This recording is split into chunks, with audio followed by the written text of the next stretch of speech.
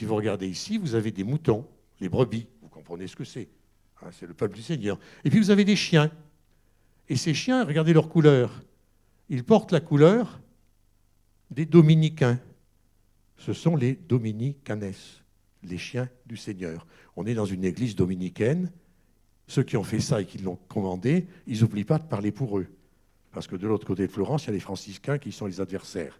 Hein. Donc ils se présentent effectivement de cette manière-là. Et si vous regardez, eh bien, les chiens, les dominicanes, les brebis, et ces chiens, qu'est-ce qu'ils font? Ils déchirent les loups et les renards de l'hérésie. Ils sont là effectivement pour ça. Vous savez que c'est Saint Dominique qui crée effectivement l'Inquisition. Mais allons plus loin. Il y a un ordonnancement du monde. D'un côté, on sépare les clercs. Vous les voyez ici. Tout ça, c'est des clercs. Et là, vous avez les laïcs qui sont présents. Donc, il y a deux ordos, un ordonnancement du monde qui est ainsi proposé. Et puis, vous avez la raison de tout, qui va être aussi l'instrument de tout. C'est le salut. Regardez ici, vous avez tous ces gens qui jouent, ils font de la musique, ils vivent bien dans la vie terrestre. Qu'est-ce qui va leur arriver? Eh bien, ils vont passer de la cité terrestre qui est ici en bas à la cité céleste qui était ici, de la vie terrestre à la vie céleste. Vous avez ici la porte du paradis en marbre rose et Saint-Pierre qui tient les clés. C'est la représentation du salut. Et évidemment, ça va être l'instrument du grand projet. C'est l'instrument très fort du grand projet, parce que pour que les gens se laissent spiritualiser, si vous le voulez, il faut bien qu'il y ait un avantage. Et c'est la garantie, effectivement, du salut qui est présent. Mais regardez, qui est présent ici? L'institution ecclésiale, Pierre de Vérone, qui est en train de prêcher ici, Saint Dominique, qui, lui, effectivement, guide les chiens qui luttent contre l'hérésie, Saint Thomas d'Aquin, qui, ici, effectivement, enseigne, et notamment à des Juifs, la confession. Regardez, la confession libère du péché. Elle est sur le passage du salut. Et regardez, bien sûr, Saint Dominique, qui est encore plus magnifique, puisque avec ses bras, il faut le traverser. C'est le saint intercesseur pour effectivement parvenir à rejoindre ici la vision béatifique. Et voyez, ceci institue le rôle du sacerdoce et donc permet ce qui est l'essentiel dans le projet politique, la capture de la médiation avec le divin. Quand vous vous placez entre les dieux ou le Dieu et les hommes, quand vous contrôlez l'interprétation du discours du Dieu, et quand c'est vous qui dites aux hommes ce que les dieux disent, ou que vous contrôlez l'interprétation des Écritures, vous êtes dans l'une des 4 positions de pouvoir qui existent effectivement dans le monde. Et donc, vous avez là la définition de ce qu'est une cléricature, effectivement, un clergé. Et c'est pour ça que la fresque porte le nom de Ecclesia Triumphans, le triomphe de l'Église. Mais ce n'est pas n'importe quelle Église, ce n'est pas l'Église avec un E minuscule, c'est-à-dire l'Assemblée des fidèles, c'est l'Église avec un E majuscule, l'Église institution. Voilà comment on voit apparaître effectivement ceci. Alors, je l'ai dit, le brave Boniface VIII, il est content en diable, puisque effectivement, il a cru arriver en ayant cassé en deux, si j'ose dire, l'empereur romain germanique, le Saint-Empire romain germanique, sauf qu'il n'a pas prévu qu'il va tomber dans ce que j'appelle une embuscade imprévue. C'est en 1302 qu'il publie la bulle Unam Sanctam, et l'année suivante, le roi de France, Philippe le Bel, confie à un docteur de l'université de Montpellier, qui est un de ses conseillers, Guillaume de Nogaret, remarquable légiste, qui a déjà l'intuition de ce qu'est l'État, et qui lui dit « Vous ne pouvez pas vous laisser dominer par le pape, vous représentez la couronne, vous êtes plus que vous-même, vous n'êtes pas qu'un roi, vous êtes un roi dans une succession de rois, donc c'est ce qu'on appelle la couronne, et c'est le premier mot pour désigner l'État, effectivement. Eh bien, il va entrer en conflit, et que fait-il? Il envoie Guillaume de Nogaret, il entre en conflit avec le pape, Boniface VIII menace de l'excommunier, aussitôt il envoie Guillaume de Nogaret avec une troupe qui se précipite à Rome, le pape s'enfuit dans sa ville natale d'Agnani, et le 7 septembre, il est rejoint dans la cathédrale de cette ville-là, et évidemment, tous les habitants sont enfuis, parce que la soldatesque, en général, quand on est des civils, on ne reste pas, hein, à l'époque, vous l'imaginez. Et l'un des membres italiens de la troupe de Nogaret, Schiara Colonna, aurait giflé le pape, qui à l'époque a 80 ans, et il meurt dans la soirée d'émotion, dit-on. Alors évidemment, le pape disparaît, il faut un nouveau pape. Donc on réunit rapidement les cardinaux. Ah oui, qui on va prendre? Qui pourrait-on prendre? Ah ben tiens, si on prenait un Français, tant qu'à faire. Et on élit Bertrand de Gaulle, l'archevêque de Bordeaux. Évidemment, on comprend bien que, vu que le roi de France a fait cette opération-là, on est obligé de tenir compte de ce qu'il décide. Et la papauté va s'installer en Avignon pour 3/4 de siècle. Et donc, c'en est fini de ce rêve, vous voyez, de la papauté, d'avoir un contrôle du pouvoir, effectivement, politique. Mais si elle n'a plus ce contrôle du pouvoir politique, c'est ce qui va l'obliger à ce que j'appelle, ça c'est un mot à moi, un grand deal. Parce que c'est bien beau de ne pas avoir de contrôle du pouvoir politique, mais alors comment on arrange le rapport, effectivement, de l'un, effectivement, et de l'autre? Eh bien, on va passer un marché. Et on va le passer avec toutes les monarchies.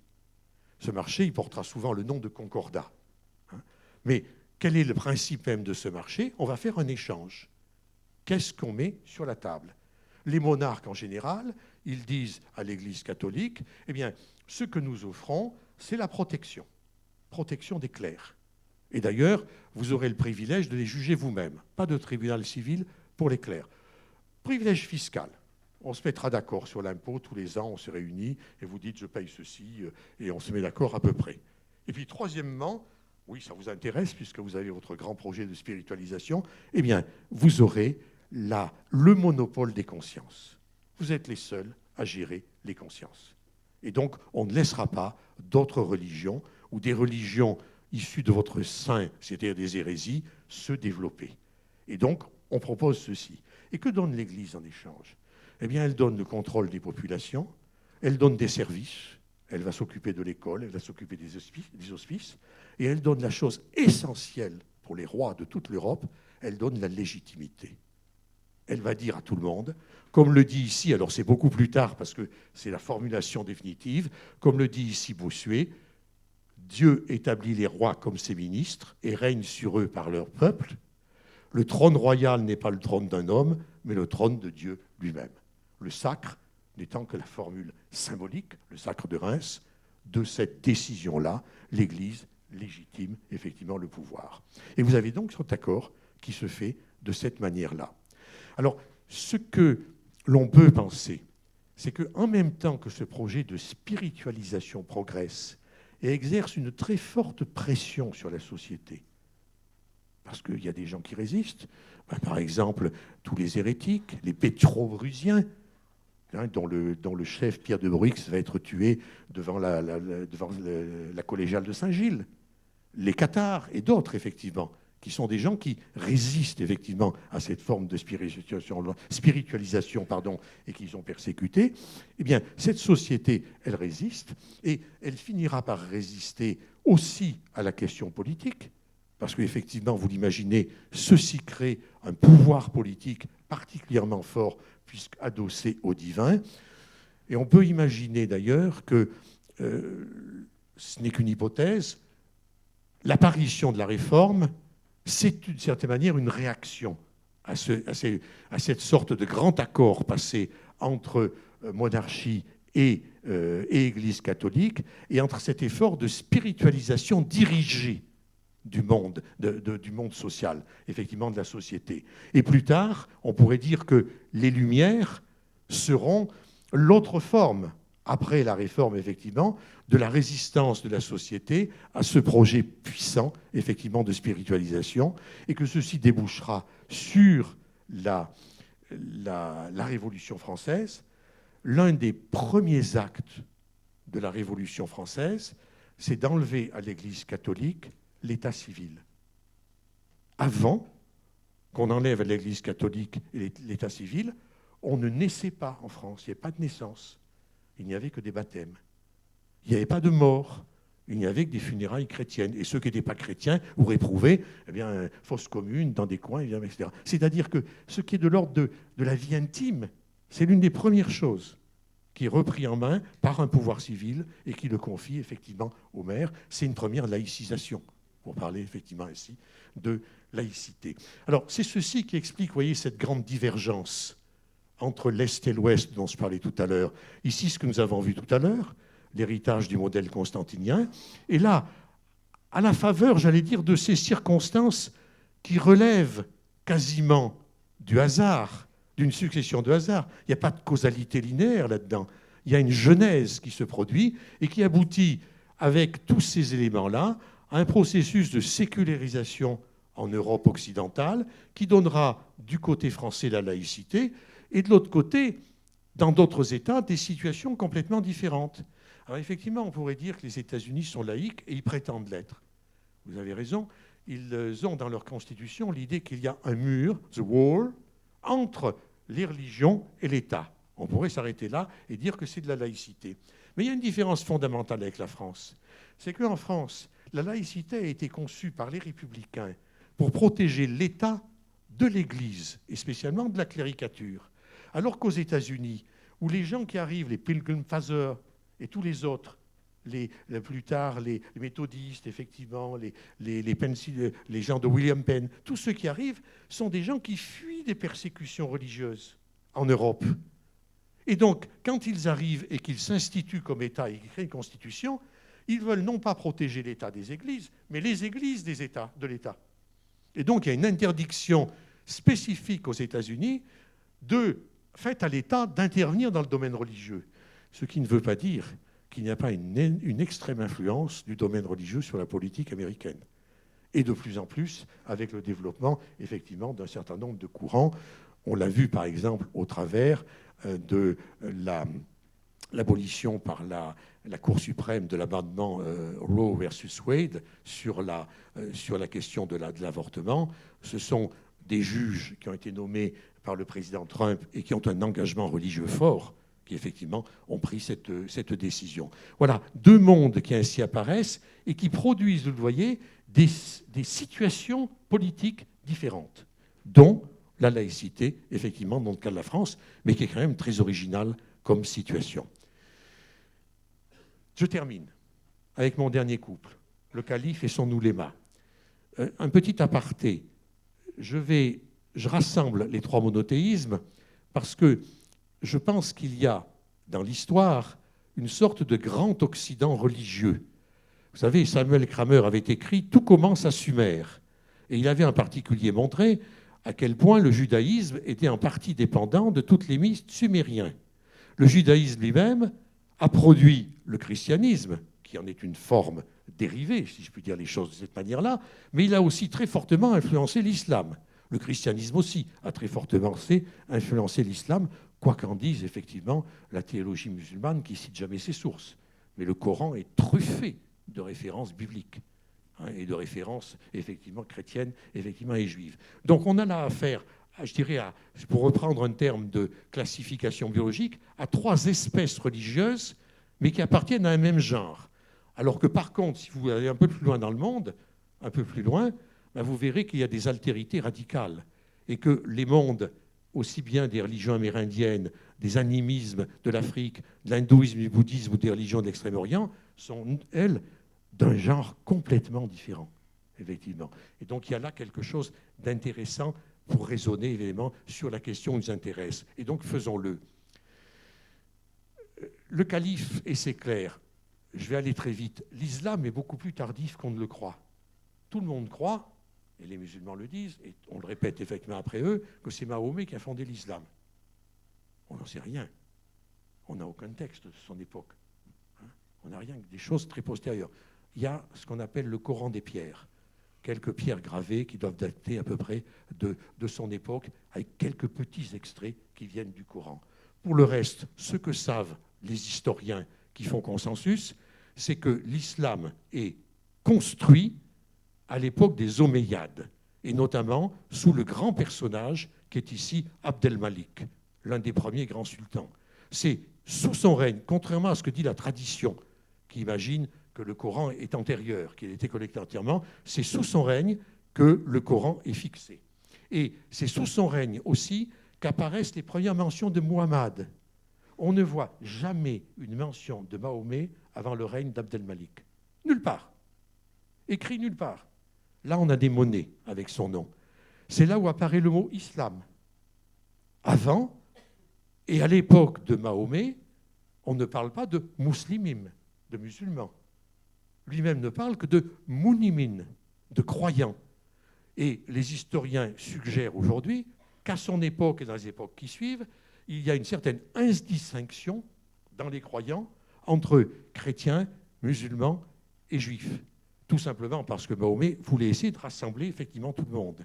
Et c'est le moment où apparaît le dôme, sur le dôme du rocher, la fameuse inscription que construit d'ailleurs Abdelmalik, c'est lui qui l'a construit, qui est une inscription très critique du christianisme.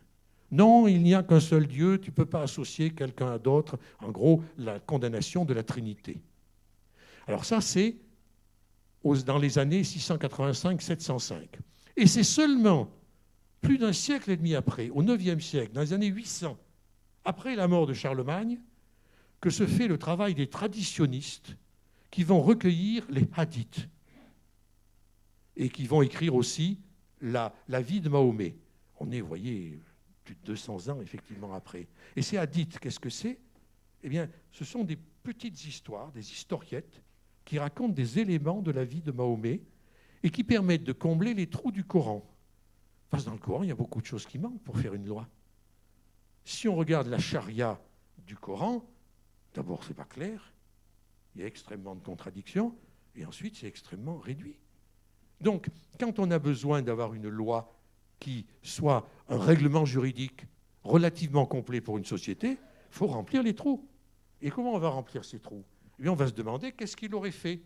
Et à ce moment-là, on recueille tous les petits récits qui viennent 200 ans après.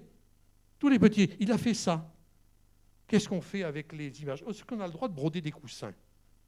Des images? Eh bien oui, on a une histoire. Un jour, Aïcha brode des coussins, et puis elle est très inquiète parce que le prophète revient.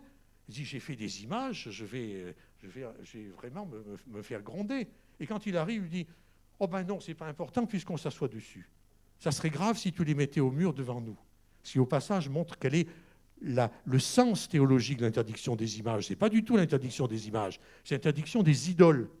Sinon, on peut faire ce qu'on veut, au fond, à la base de la lecture coranique. Alors, ces récits-là, eh bien, ça veut dire, ils sortent des poches au fur et à mesure des besoins. Et certains des grands traditionnistes, comme pour Bukhari ou Muslim, vont en reconnaître 6-7 000. Mais Ibn Hanbal, il en reconnaît 30 000. Alors, lesquels sont vrais, lesquels sont faux?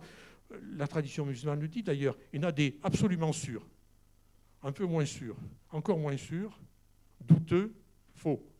On les classe de cette manière-là. Ce qui n'empêche pas que quand on a à juger de quelque chose, on demande à un cadi qu'est-ce qu'on doit faire dans cette situation-là. Ben, il va chercher dans les hadiths. Alors s'il n'en trouve pas de meilleur qu'un douteux, il dira ben, on va prendre celui-là.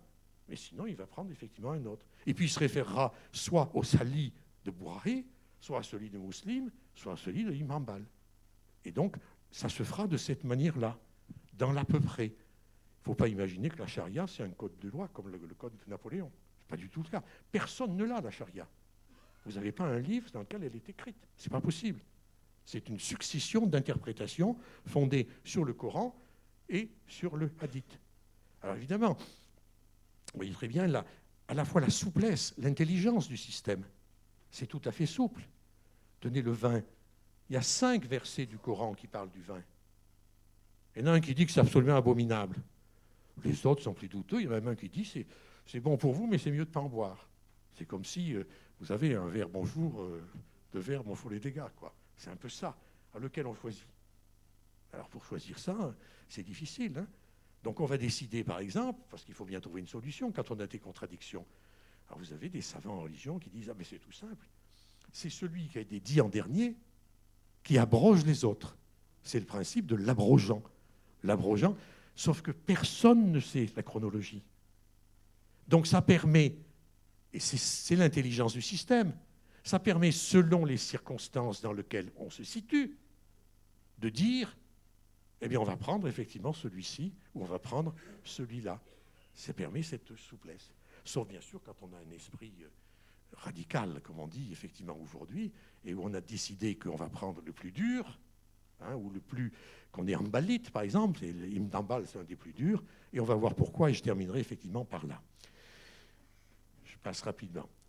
Il n'y a pas de clerc que dans la seule Église catholique, contrairement à ce que l'on croit. Vous savez, on dit souvent la laïcité, c'est un truc de catholique. C'est face à l'Église. Les clercs que j'ai vus tout à l'heure de l'Église catholique, ils ont deux caractéristiques. Ils sont en hiérarchie, pape, archevêque, évêque, etc. Et d'autre part, ils font du sacré. Faire du sacré, ça veut dire, la confession, c'est faire du sacré. C'est par l'intermédiaire du prêtre que le Dieu vous libère du péché. Et d'ailleurs, le prêtre ne compte pas. Il peut être indigne, ignoble, pédophile, tout ce que vous voulez. S'il est prêtre, ça marche quand même, puisque ce n'est pas lui qui le fait.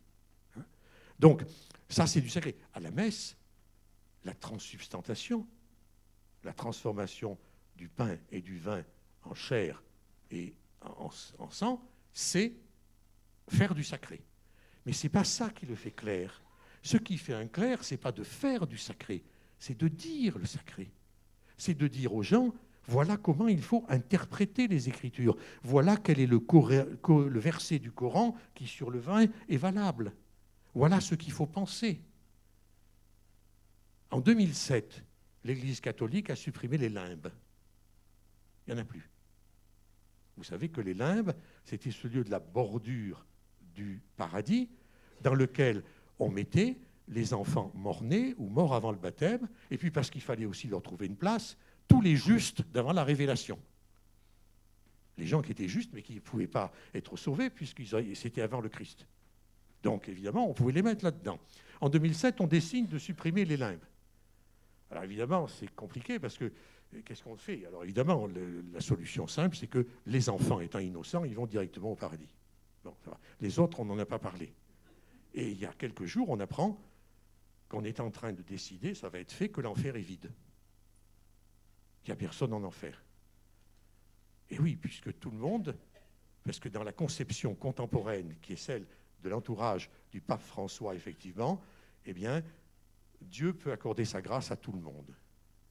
Alors, ce n'est pas sûr qu'il le fera, hein, mais l'enfer, désormais, est vide. Il existe toujours, mais il est vide.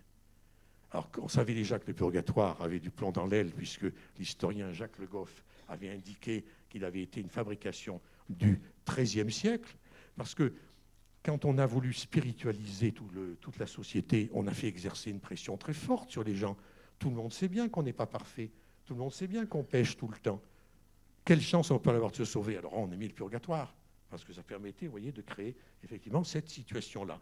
Donc, dire le sacré, mais on dit le sacré dans toutes les religions. Les pasteurs, les rabbins, les oulémas, dans toutes les religions, le chaman, il dit les choses quand il soigne. Donc des clercs, il y en a dans toutes les religions. Alors, dans la religion musulmane, il y en a. Sous les Omeyyades, effectivement, dont voici effectivement l'Empire, il y a une très forte tension politique, parce qu'ils sont en guerre avec l'Empire byzantin de Constantinople, et ils n'arrivent pas à prendre Constantinople. On pense d'ailleurs que c'est pour ça qu'Abdelmalik, en gros, invente ou institue l'islam, pour distinguer les musulmans des mounimim. C'est à ce moment-là que ça doit se faire. Et puis, il a des menaces internes qui sont relativement importantes, effectivement. Et donc, ce sont les Omeyyades qui ont commencé à sortir des hadiths de leur poche pour essayer de se légitimer. Mais bien sûr, ça aboutit à la fabrication d'une classe intellectuelle religieuse. Tous les gens qui se sont mis à travailler dessus. Ceux qu'on va appeler les savants en religion, les oulémas, effectivement. Lorsque les Omeyyades sont remplacés par les Abbassides, c'est le moment, je l'ai vu tout à l'heure, de la fixation juridique. Le droit va être fabriqué, effectivement. Mais ces savants, ces oulémas, pardon, ils sont des théologiens, ils sont des juristes, ils vont fabriquer le droit, c'est le processus du fiqh, ils produisent des fatwas qui sont des avis juridiques. Ce n'est pas une loi, une fatwa, c'est un avis juridique. Ce n'est pas un ordre, d'ailleurs. Est-ce qu'on peut faire ceci? Oui, on peut faire cela. Ah non, il faut faire ceci. C'est un avis juridique, une consultation. L'équivalent, j'allais dire, d'une consultation dans une cour de justice administrative, d'une certaine manière. Hein. Et puis, ils vont finalement constituer, sous les Abbassides, un contre-pouvoir. Or, les Abbassides, effectivement, les grands califes abbassides, qui arrivent à la tête d'un empire immense, dans les conditions techniques de l'époque, pas de téléphone, pas de... Vous imaginez bien comment on contrôle un empire qui va de l'Espagne à la Chine. C'est très difficile. Donc, ils ont une tendance, comme tous ces empires-là, à l'absolutisme. Et pour avoir une tendance à l'absolutisme, ils veulent tous les pouvoirs, exécutifs, judiciaires, législatifs. Ils vont donc choisir de soutenir une tendance géologique, théologique, qui est celle des Moutazilites. Les Moutazilites sont des rationalistes qui sont proches du calife. Et ils se mettent à réfléchir, ils disent « mais la loi, on va vous la faire, vous nous direz ce que vous voudrez ». Et ils le font à partir de raisonnements. Et donc, pour eux, on peut interpréter le Coran. Parce que pourquoi on peut l'interpréter? Il a été créé par Dieu, évidemment. Dieu a parlé, il a créé le Coran. Et donc, les califes décident d'appuyer les Moutazilites qui leur permettraient de faire la loi. Mais la classe des oulémas, qui veut résister à cet absolutisme califal, qui veut bien lui laisser tout le pouvoir exécutif, l'organisation des marchés, tout ce que l'on veut, à la manière byzantine d'ailleurs, parce qu'il y a une grosse influence des modèles byzantins et satanides là, dans ce monde-là. Ils ne veulent pas quand même qu'il ait tous les pouvoirs. Ils ont une idée. Ils se disent, mais ce qui peut l'empêcher, c'est qu'on ait un Coran qu'on n'ait pas besoin d'interpréter, qu'on s'en tienne à la lettre, au littéralisme, qu'on considère que le Coran n'a pas été créé par Dieu, qu'il existe de toute éternité, qu'il est Dieu lui-même, d'une certaine manière. Et donc vous avez toute une période de cette époque-là où vous avez ce conflit, qui est un conflit religieux entre Moutazilites et Hanbalites, parce que c'est Ibn Hanbal qui effectivement est le leader de cette tendance-là, et cette opposition est religieuse, mais elle est aussi politique, vous comprenez bien, et c'est finalement les Hanbalites qui vont gagner, parce que cet empire, eh bien, il fait comme tout empire. Si vous voulez tenir, je vous l'ai dit, de l'Espagne à la Chine, c'est difficile, il y a des révoltes. Un des califes qui s'appelle Al-Mutawakil, en 847, sent qu'il ne peut pas avoir à la fois des oppositions intérieures et des oppositions extérieures, et il décide de liquider les Moutazilites et de donner raison aux Hanbalites. Et c'est comme ça que se forme la diversité de l'islam, celui de la tradition, celui des soufismes que je n'ai pas développé, et celui effectivement des extrémistes, qui sont effectivement les Hanbalites. Et c'est de cela, par l'intermédiaire d'un personnage qui s'appelle Ibn Taymiyyah, qui est très important, qui est aujourd'hui l'un des têtes à penser de tous les milieux islamistes, effectivement, et djihadistes en particulier, surtout djihadistes, que le personnage qui est ici, qui est Abdel Wahhab, va au XVIIIe siècle construire le wahhabisme, qui n'est rien d'autre qu'un néo-hanbalite. Et donc vous avez l'islam qui se divise entre les traditions, ces marges d'évolution, les traditions qui sont ossifiées, la tentative au XIXe siècle de réforme qui donnera d'un côté les nouveaux penseurs de l'islam qui cherchent effectivement des accommodements avec le monde contemporain et qui le cherchent toujours, et de l'autre côté ceux que j'appelle les clercs gardiens qui gardent le principe du littéralisme effectivement et de la non-possibilité d'interprétation. Dans le fait, c'est une escroquerie puisque le littéralisme est une interprétation. C'est l'interprétation effectivement littérale. Voilà ce que je dirais pour terminer. Et donc, on a un compromis politique qui est durable sur le pouvoir. Le pouvoir va au roi, que ce soit les califes ou les présidents, les Nasser, les Saddam Hussein, effectivement. Les clercs obéissent. Les clercs dans l'islam obéissent. Mais la charia reste en leur garde. Leur capacité d'interprétation est toujours là.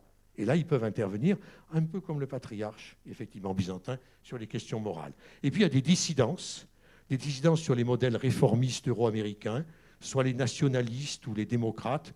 Ils ont été plutôt dépréciés par les conséquences de la colonisation. Et puis, le modèle salafiste ou wahhabiste, qui est le modèle réactionnaire, effectivement, ou totalitaire. Je dirais donc, en conclusion, Voix et voix de la religion, je conteste un peu le titre, c'est Voix et voix des religieux qu'il faudrait effectivement choisir pour ce genre d'histoire. Merci de votre attention.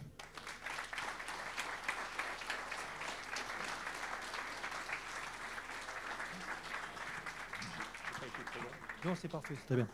Vous savez, vous avez On vous a distribué des imprimés qui sont nominatifs pour adresser des questions.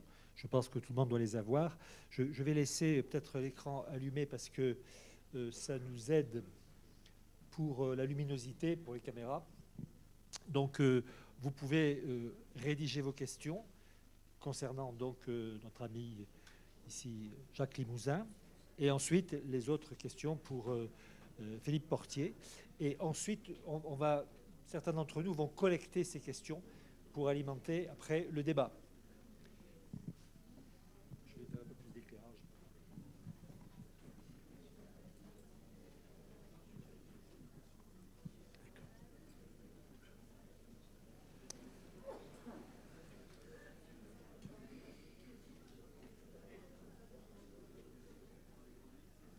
Bien.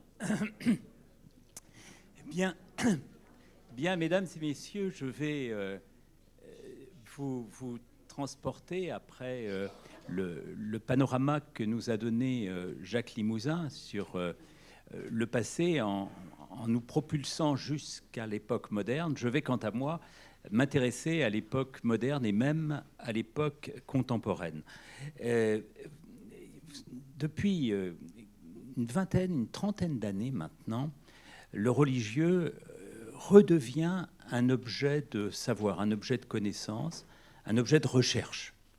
Un exemple, à Sciences Po, à Paris, où j'enseigne, il n'y avait pas de cours de sociologie des religions jusqu'à il y a une quinzaine d'années. Et puis, les directeurs successifs se sont aperçus que le religieux était, contre toute attente, un élément tout à fait fondamental de notre vivre ensemble. Ils ont donc décidé de constituer un certain nombre de cours en la matière, permettant aux étudiants de comprendre ce qu'on avait omis jusqu'à ces dernières années, qui redevenait un point tout à fait central de notre coexistence collective. Religieux, religion, partout, dans les pays de l'Est, dans les pays du Sud. Et aussi, nous allons le voir au cours de ces quelques minutes, dans notre Occident qu'on croyait si sécularisé, dans notre Occident qu'on pensait totalement marqué par le principe de l'incroyance, ou, et nous y reviendrons probablement tout à l'heure, dans le principe d'un Dieu un peu lointain, cet architecte de l'univers dont nous parlait tout à l'heure Éric Bon. Comment aborder cette question du retour du religieux dans l'époque immédiatement contemporaine? Il y a en la matière deux thèses. La première thèse, c'est la thèse de l'éclipse du sacré. Cette idée que, bien sûr, il y a quelques traces encore, quelques rémanences du religieux, quelques effervescences. Mais globalement, ce qui marque notre époque, c'est, en dépit des apparences, cette idée que le religieux s'effacerait de nos consciences, s'effacerait de nos existences individuelles et surtout de notre coexistence collective. Les acteurs sociaux qui, hier, faisaient baptiser leurs enfants, qui, hier, eux-mêmes, je vous donnerai des chiffres tout à l'heure, allaient à la messe tous les dimanches, en particulier dans notre pays, et dans des proportions tout à fait considérables. Cela, désormais, s'éloignerait de l'appartenance, de la croyance, des doctrines même des églises auxquelles ils étaient, jusqu'à il y a peu, si attachés. Et puis, on pourrait dire la même chose, au fond, nous disent les tenants de la thèse de l'éclipse du sacré, des acteurs politiques. Alors bien sûr, de temps à autre, ils font référence, tel Nicolas Sarkozy, aux racines chrétiennes de la France, de l'Europe. Tantôt, ils estiment, avec Emmanuel Macron, que les églises sont extrêmement utiles à la constitution de nos sociétés. Et pourtant, nous disent ces sociologues que je suis en train de nommer, ces sociologues-là nous disent, tout cela, au fond, est de l'ordre du superficiel. Ce qui marque nos acteurs politiques, c'est d'abord le fait qu'ils sont à extrême distance de Dieu, d'un Dieu dogmatique, mais même d'un Dieu qui se contenterait de poser un certain nombre de principes moraux. L'exemple est très clair, nous disent les sociologues de cette tendance. Regardez les lois régulatrices de l'intime, elles ont toutes évolué dans le sens de l'affirmation de l'autonomie humaine, dans le sens de l'affirmation de la subjectivité souveraine, comme on le voit depuis la loi Neuwirth de 1967 jusqu'à la loi Demain, visant à autoriser l'assistance, l'aide médicale à mourir. C'est une première thèse qui se trouve rassemblée sous un nom. On dit, pour qualifier la thèse que je viens de vous citer, qu'on est confronté ici au paradigme de la sécularisation. Avec cette croyance fondamentale, c'est que lorsque la modernité avance, nécessairement la croyance recule. Lorsque la raison s'affirme, nécessairement les églises perdent du terrain. Les églises perdent du terrain parce que précisément, ce qui caractérise la modernité, c'est la centralité de l'homme.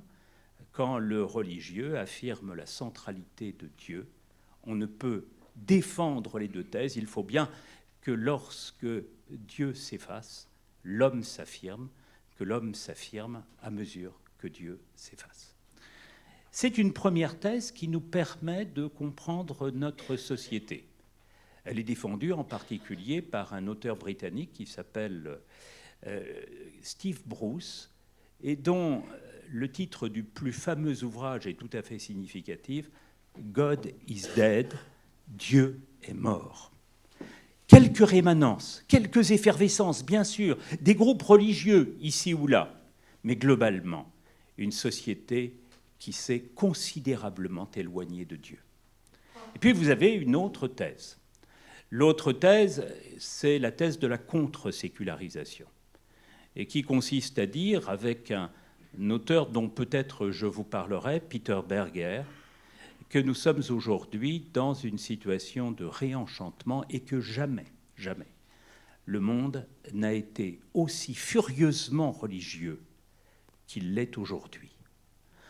Un monde furieusement religieux qu'on verrait à l'œuvre, par exemple, dans ces réaffirmations de foi de la part des individus de notre société post-industrielle, avec des groupes qui sont des groupes effervescents. On parlait tout à l'heure des sectes, les nouveaux mouvements religieux, des sectes à l'intérieur même aussi des églises établies, et puis des acteurs politiques qui, bien plus profondément qu'on ne le croit, auraient besoin aujourd'hui de se réassurer, de réaffirmer leur légitimité en faisant référence à un discours qui pourrait faire signe vers la transcendance, qui pourrait faire signe vers du méta-empirique.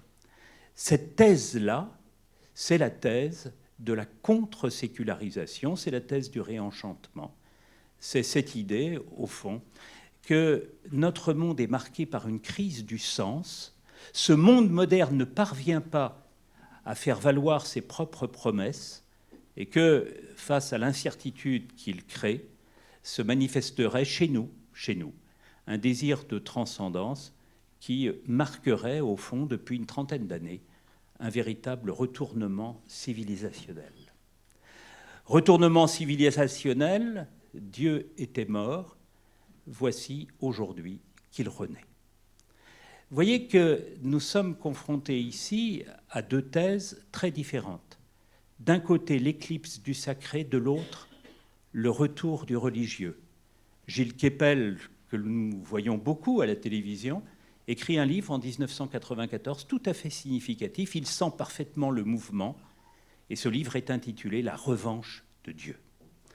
Alors je voudrais essayer, dans le cadre de cette intervention, de prendre position sur ces deux thèses qui nous sont aujourd'hui proposées, de prendre position non pas pour l'une ou pour l'autre, mais de prendre position en essayant de les dépasser, en essayant de montrer que notre monde n'est ni marqué par le principe de sécularisation, ni marqué par le principe de contre-sécularisation, mais que ce qui le caractérise fondamentalement, c'est bien davantage un processus de recomposition du religieux.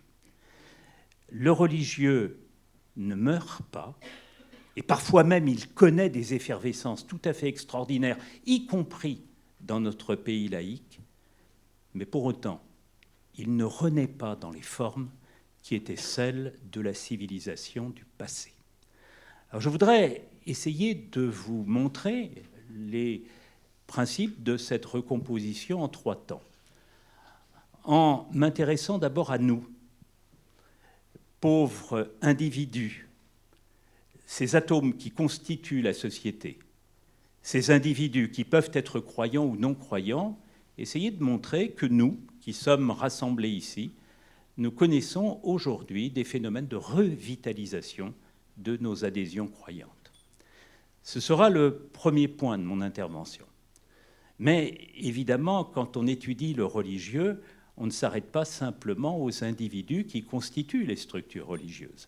Il faut aussi prendre au sérieux les institutions religieuses elles-mêmes, les églises, ce qu'on appelle en sociologie le niveau méso de l'analyse, par opposition au niveau micro que j'évoquais à l'instant. Comment les églises se positionnent-elles aujourd'hui dans la société? Et ce que je voudrais essayer de vous dire ici, c'est que les églises connaissent aujourd'hui un phénomène de repolitisation qui n'était pas leur fait dans les années antérieures. Et puis, il y a un 3e niveau d'analyse lorsqu'on fait de la sociologie contemporaine du religieux. Il faut voir ce qui se passe en haut. J'évoquais tout à l'heure François Hollande, Emmanuel Macron, je crois. Il faudra aussi que nous nous interrogions sur les institutions étatiques. Ont-elles, nos institutions étatiques d'aujourd'hui, toutes laïques qu'elles se prétendent, le même rapport aux religieux que sous la Troisième République?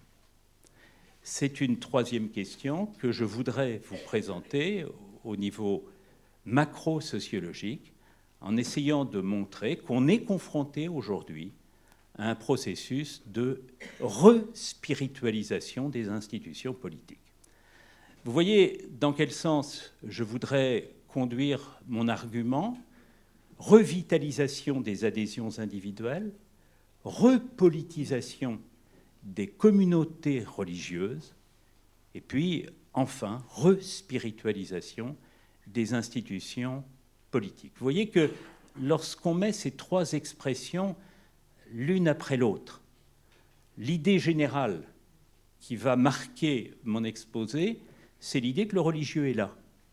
Et peut-être là davantage que dans les années 1960-1970. Il y a une revanche de Dieu. En même temps, cette revanche de Dieu, elle ne prend pas les formes de l'hétéronomie, les formes de la toute-puissance du divin qui caractérisaient les époques antérieures, celles que Jacques nous a décrites tout à l'heure. Alors ouvrons, si vous le voulez bien, par une analyse de nos comportements individuels. Les choses ont-elles évolué? Alors, il y a, Jacques Limousin l'évoquait tout à l'heure, un phénomène de sécularisation qui se manifeste avec les Lumières.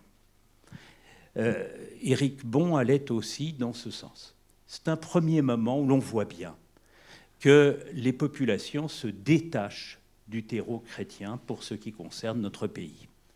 Un exemple tout simple, Michel Vauvel, qui a beaucoup étudié le Sud, ici, notait qu'à partir des années 1760-1770, on ne lègue plus volontiers ses biens aux églises. Les héritages ne manifestent plus une dilection particulière pour la donation accordée aux institutions religieuses. Au fond, un ethos bourgeois se met en place. Cette richesse que je donnais naguère aux églises, je la réserverai désormais à ma propre famille. Processus, vous le voyez, d'individuation. C'est un premier signe de la sécularisation, mais qui va connaître, à partir des années 1960-1970, une véritable accentuation. un certain nombre d'auteurs interviennent. Quelques titres qui vous diront assez la situation. Paul Vigneron, nous sommes en 1969, la crise du clergé français. Louis Bouillet, la décomposition du catholicisme. Michel de Certeau, un christianisme éclaté. Renaud Dulon, autre sociologue de l'époque, une église cassée.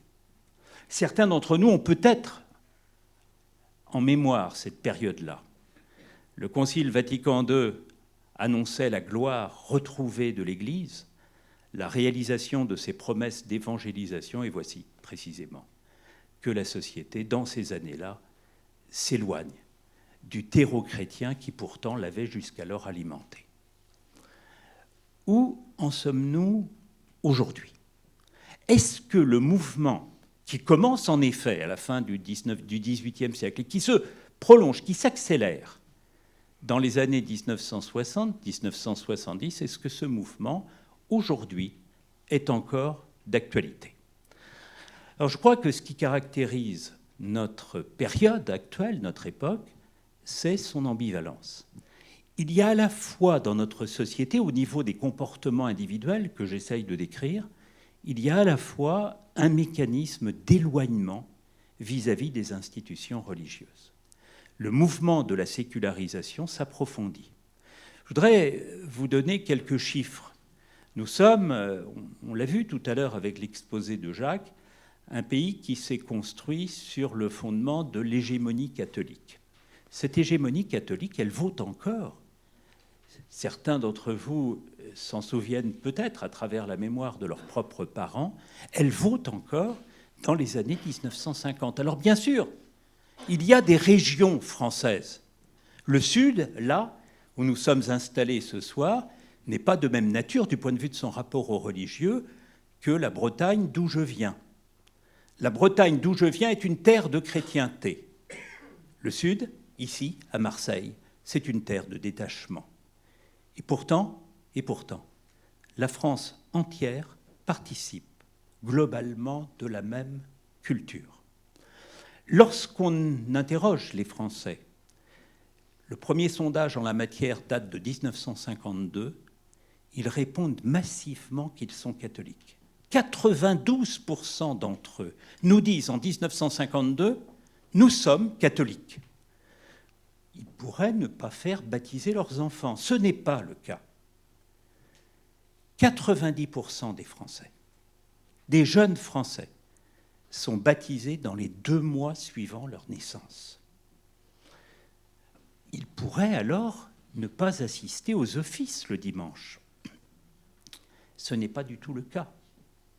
On voit que chaque dimanche, 35% de la population, chaque dimanche, imaginez ce que cela représente, se rendent à l'église et s'exposent à la parole du prêtre. 35% de la population. Vous voyez que les chiffres sont massifs et que nous sommes bien encore, dans les années 1950, dans un modèle de catholicité massive. Que nous est-il arrivé depuis lors ? Je reprends les chiffres que je citais à l'instant.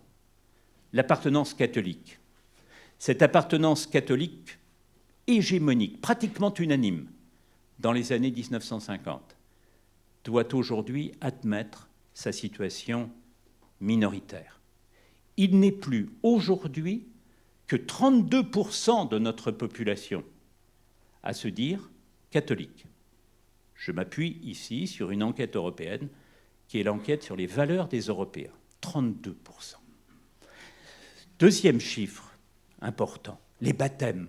Cette entrée dans l'Église, tout à fait officielle, et à l'époque, dans les 2 mois qui suivent une naissance. Vous voyez, les règles imposées par le Moyen-Âge dont parlait Jacques Limousin tout à l'heure, et reprises par le Concile de Trente au XVIe siècle, ces règles-là étaient encore, dans les années 1950, appliquées.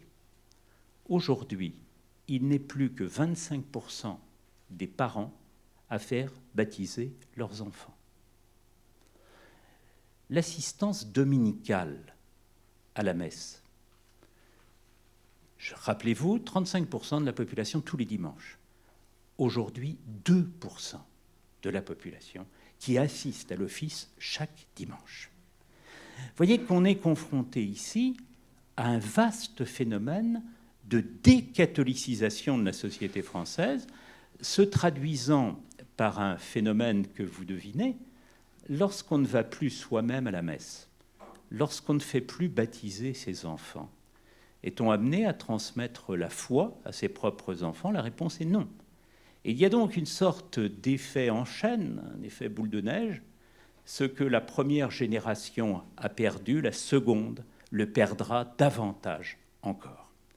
Avec même, au-delà de cette distanciation vis-à-vis de l'Église catholique, la perte d'une culture. Tous ceux qui ont des enfants, des petits-enfants, tous ceux qui peut-être parmi nous sont professeurs, voient bien que nous sommes confrontés sur cette question-là à un véritable analphabétisme religieux. Cette culture qui a constitué la France, cette culture-là se perd. Alors, où vont ces chrétiens d'hier qui ne le sont plus aujourd'hui? Certains vont alimenter les micro-religions, les minorités. Minorités qui constituaient, au moment que j'évoquais, dans les années 1950, qui constituaient 2,5% de la population, représentent aujourd'hui 11-12% de la population, avec un point de fixation très important du côté de l'islam qu'on évalue à peu près à 7-8% de la population globale en France.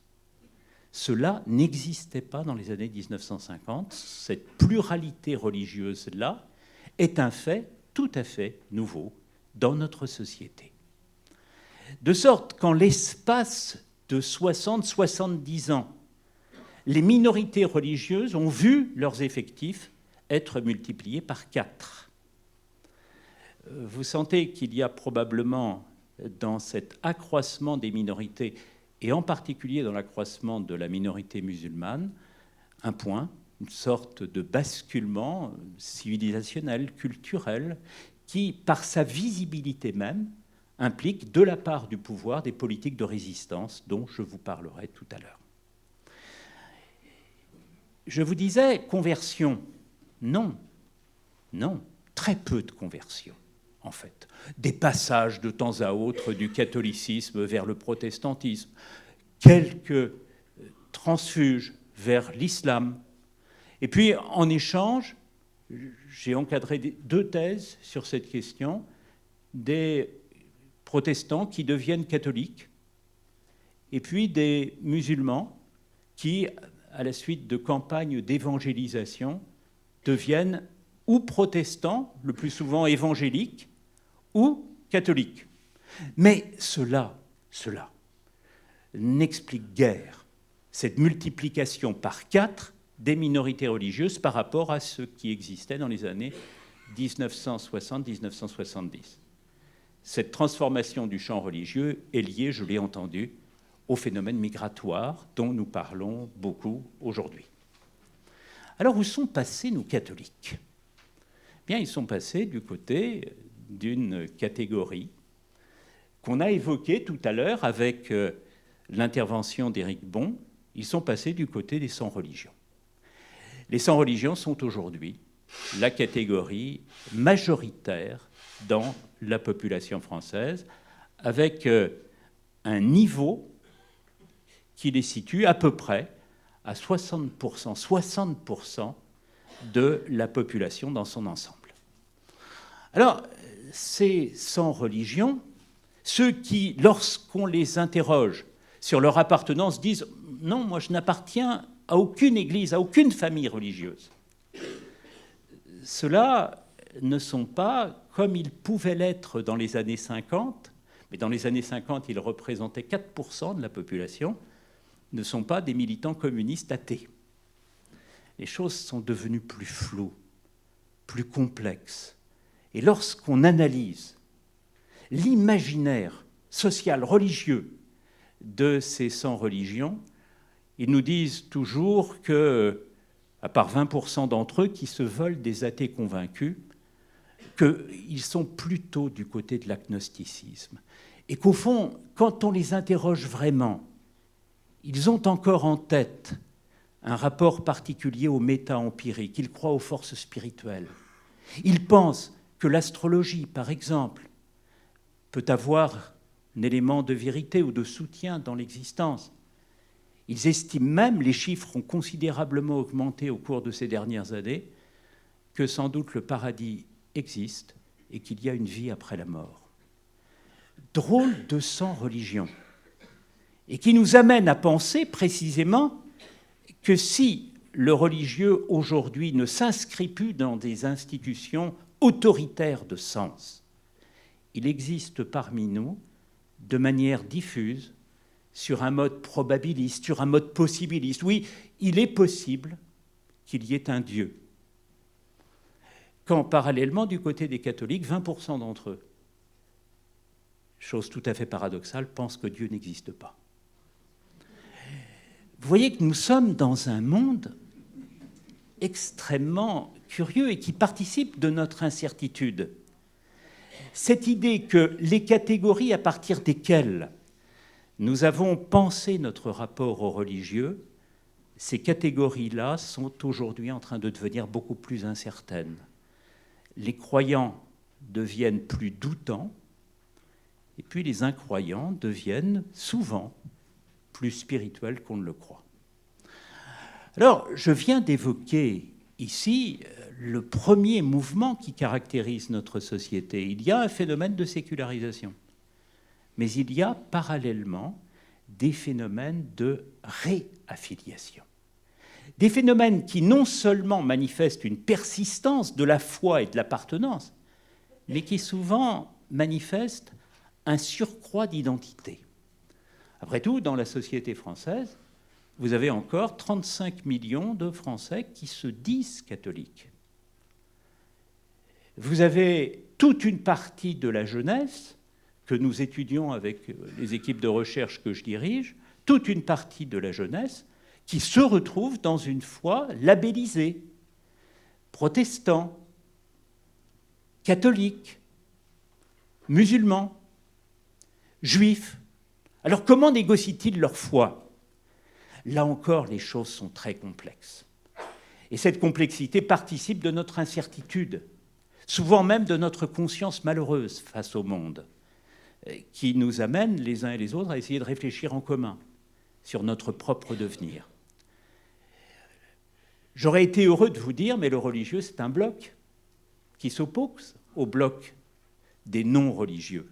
Les choses ne sont pas du tout comme cela. À l'intérieur du bloc religieux, on peut repérer deux grandes familles. Vous avez une première famille qui est la famille que j'appelle souvent la famille des transigeants, ceux qui acceptent de transiger avec la modernité. C'est une famille qui, dans toutes les familles religieuses, est en régression.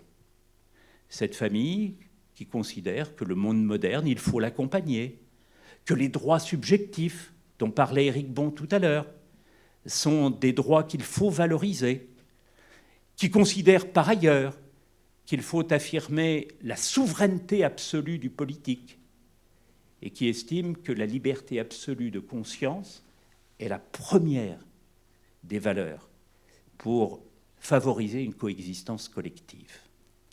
Cela se traduit chez ces religieux transigeants par une sorte de volonté d'invisibilité. Je suis religieux, mais à titre privé. Je n'affirme pas ma foi publiquement. Je la garde pour moi. Cette catégorie-là, dans tous les mondes religieux, elle est aujourd'hui en crise. Alors, qu'est-ce qui est apparu ? Eh bien, c'est précisément le modèle intransigeant. Celui qui développe, vis-à-vis de la modernité dans laquelle nous sommes engagés aujourd'hui, un discours profondément critique. Et cela, on le voit dans tous les univers religieux. Vous avez, au sein du monde juif, le monde des ultra-orthodoxes. Vous avez, au sein du monde protestant, à côté de ce protestantisme libéral qui a fait la France républicaine. Aujourd'hui, des segments qu'on appelle des segments évangéliques, et à l'intérieur des segments évangéliques, un courant qui apparaît comme étant tout à fait central, qui est le courant des pentecôtistes. Là encore, une critique de la modernité libérale dans laquelle nous sommes engagés et la volonté de retrouver, au-dessus de la conscience des hommes, un dais sacré, ce dais des règles et des valeurs divines qui devraient configurer nos propres existences. Les catholiques connaissent également ce tournant identitaire dont nous avons vu, à travers la Manif pour tous, il y a maintenant 10 ans, une illustration particulièrement centrale. Puis évidemment, j'évoquais tout à l'heure l'immigration, les questions posées, vous l'avez vu au cours de ces quelques dernières années, par l'islam. Alors il faudrait avoir le temps ici de proposer une sociologie de l'islam. Cela ne va pas être de mon fait, mais juste un mot simplement, pour vous dire que depuis en gros une vingtaine d'années, on assiste au sein de la population musulmane à une sorte de choc générationnel qu'on voit très, très bien à l'œuvre, de manière très évidente, dans toutes les études quantitatives et qualitatives. J'ai réalisé avec la Sofres récemment un sondage. Les choses étaient très nettes. L'islam est divisé. Et il est divisé précisément sur une question générationnelle. On s'aperçoit que ceux qui sont les plus attachés au respect de la loi de Dieu et parallèlement à la minimisation des droits subjectifs, ceux qui s'inscrivent de manière volontaire, beaucoup plus accentuée, dans le respect des pratiques alimentaires, pratiques religieuses, ce sont les jeunes générations de l'islam. Alors, il faudrait que j'aie le temps d'expliquer quelle génération, quelle population à l'intérieur de ces catégories jeunes. Retenons simplement cela. Ces jeunes, tant sur le plan doctrinal que sur le plan de la ritualité, se retrouvent dans des positions identitaires qui ne sont pas celles de leurs parents et a fortiori de leurs grands-parents. Vous avez donc là, à travers ce que je viens de dire, toute l'ambivalence de notre société, ce religieux duel, ce religieux incertain, ce religieux divisé, marqué tout à la fois par un pluralisme externe, des familles religieuses qu'on n'imaginait pas sur la terre catholique de France et qui sont apparues il y a maintenant 60, 70 ans, et puis un pluralisme interne dans chacun des mondes religieux, des divisions, des fractures profondément sensibles, mais qui n'arrivent pas à dissimuler le fait que je disais à l'instant, une effervescence du religieux, en tout cas dans certains segments de notre population, ce qui explique d'ailleurs un des éléments clés de la crise que nous traversons aujourd'hui, cette idée que la société n'est plus marquée par un principe d'unité, mais par un principe d'éclatement, où d'un côté on trouve des populations profondément sécularisées, sur le terrain en particulier de la régulation de l'intime, et puis de l'autre côté des populations très identitaires qui entendent affirmer leur propre visibilité morale et religieuse. Voilà un premier élément que je voulais essayer de mettre en évidence. Il y en a un second qui touche, et c'est le niveau méso que je voulais aborder avec vous, la question des institutions religieuses. Elles aussi ne sont pas restées identiques à elles-mêmes. Vous vous souvenez que Jacques nous disait tout à l'heure, l'Église a essayé de passer un grand deal avec le monde de la souveraineté étatique. Elle a essayé, cette Église catholique, de maintenir sa puissance quand s'affirmait parallèlement la souveraineté de l'État.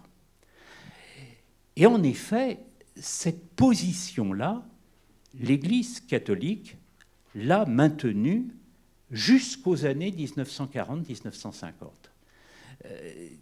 Tout à l'heure, Jacques nous parlait de la réforme grégorienne au XIe siècle. Il a évoqué ensuite, je crois, le Concile de Trente au XVIe siècle. Je peux vous dire que dans les textes que j'étudie, les textes du XIXe et du XXe siècle, on trouve les éléments qui étaient à l'œuvre dans la démonstration de Jacques Limousin tout à l'heure. Cette idée précisément que l'Église n'accepte pas la modernité. Elle est, comme le disait le juriste allemand Carl Schmitt, la grande alternative, sans aucune médiation possible avec la modernité. Et jusqu'aux années 1950, vous aurez du côté de l'Église, peut-être certains parmi nous le savent, vous aurez un discours qui est un discours fondamentalement anti-moderne, qui trouve son principe d'articulation autour d'un texte de 1864 qui s'appelle le syllabus des erreurs du monde moderne. Ce syllabus est un texte produit, promulgué par le pape de l'époque, Pie IX, et qui va considérablement inspirer les papes suivants. Ce syllabus se termine par cette formule « jamais, jamais ». Le pontife romain ne pourra se réconcilier avec la liberté, avec le progrès, avec la civilisation moderne. Vous voyez que vous avez là un programme qui est un programme de résistance et qui explique pour beaucoup ce que nous disait Éric tout à l'heure, cette idée que les francs-maçons qui défendent précisément la liberté, le progrès, le monde moderne, ne pourront pas, dans ces conditions-là, recevoir l'agrément de l'Église. Les autres confessions, l'islam n'est pas encore inséré en France, les autres confessions, les juifs et les protestants, mettez-vous à leur place, au contraire, accompagnent le mouvement. Vous avez en face une église qui est une église hégémonique et qui veut faire obstacle à l'affirmation de la modernité libérale. Les protestants et les juifs